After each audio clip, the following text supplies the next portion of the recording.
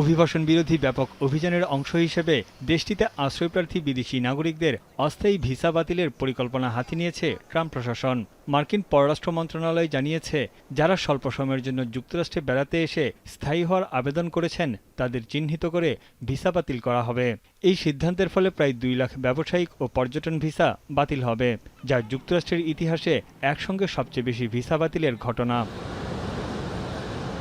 এই পদক্ষেপ বাস্তবায়নে হোমল্যান্ড সিকিউরিটি বিভাগের সঙ্গে যৌথভাবে কাজ শুরু করেছে পররাষ্ট্র মন্ত্রণালয়।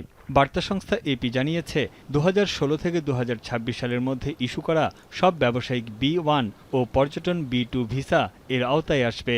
তবে ভিসা বাতিল হলেই তাৎক্ষণিকভাবে যুক্তরাষ্ট্র থেকে তাদের বের করে দেওয়া হবে না। অস্থায়ী ভিসার মর্যাদা হারালেও আবেদনকারীরা ভিসা নতুন শ্রেণীতে পরিবর্তনের সুযোগ পাবেন। Breaking news, Angela Cook Circle. সামাজিক মাধ্যমে দেয়া এক পোস্টে মার্কিন পররাষ্ট্র মন্ত্রণালয়ের উপমন্ত্রী অভিযোগ করেন, অভিবাসন ব্যবস্থায় দীর্ঘদিন ধরে ভিত্তিহীন ও ভুয়া আশ্রয় আবেদনে ভরে গেছে।